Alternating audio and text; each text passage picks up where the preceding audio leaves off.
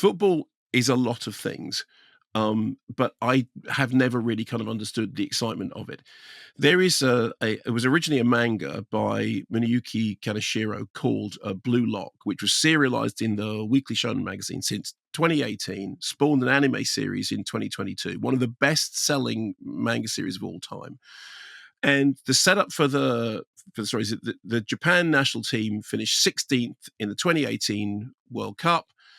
So the football union hires this guy called Ego, whose plan is to discover a brilliant striker through the Blue Lock training program.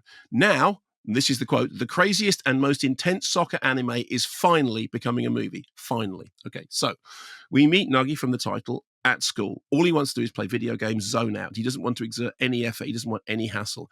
He bumps into a rich kid, Ryo, who knocks his phone out of his hands and is then amazed when he catches it on his toe. He says to him, look, you're a natural born soccer player, so I don't want to play soccer. It's hassle. But he says, look, come with me.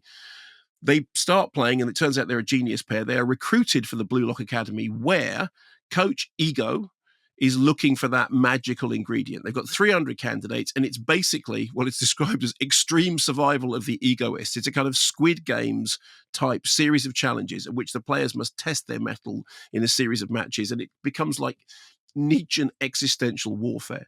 So it's directed by Shunsuke Ishikawa, and essentially it is a series of absolutely mind-bending set pieces in which what the characters are actually doing is playing football, but what's happening on the screen is freezing. And you remember that bit in the Sherlock Holmes movies when Sherlock Holmes imagines in his head all the incredible moves that he can do in a fight, because there was one line in one of the Sherlock Holmes movies that said he was quite good at fighting, and then Guy Ritchie turned this into a thing. So you'd see a whole sequence in which Sherlock Holmes, Robert Downey Jr., would imagine the fight that he was about to have.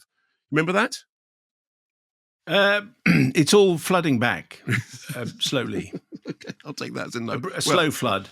So in the case of this, there are these internal monologues going on as these characters are playing football. And it's like watching an animated football match that has been put together on a cocktail of speed and mushrooms and then being smashed about the head by the original manga. It is intense, breathless stuff about the birth of the ego and the death of the id and the way in which somebody must overcome this, all in the space of somebody passing a football from one area to another. People don't score goals in this film so much as tear a hole in the space-time continuum. Like the ball will take 5 minutes to go from their foot to the back of the net, during which there's this whole, it's like this universe-bending existential weird stuff. Now, I'm sitting there watching this and okay, fine. If you're familiar with the series, you'll know what it is. I hadn't seen the series before. I read a little bit beforehand just to get up to speed. My head was completely scrambled, all the more so by the fact that it's a film, and yet about 2/3 of the way through, it stops. There are all the credits, which go on for about 4 minutes. Then it starts again. Then it stops. Then there's a bonus episode, and it starts again.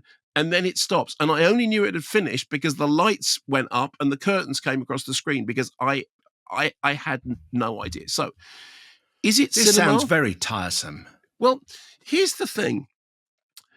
I don't know. I don't quite know what it is. I mean, it's incredibly popular, and it will, there is a desire for people to go and see it.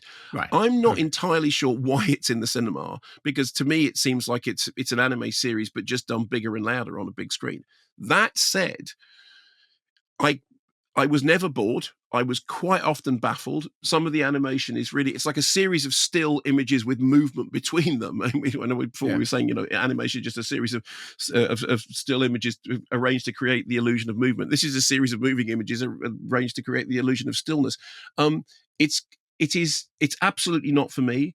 I was never bored. There was stuff in it that was really kind of like, wow, that's very impactful, to use a word that no one's meant to use. I don't know what, I mean, I saw Demon Slayer, and that made much more sense as a movie.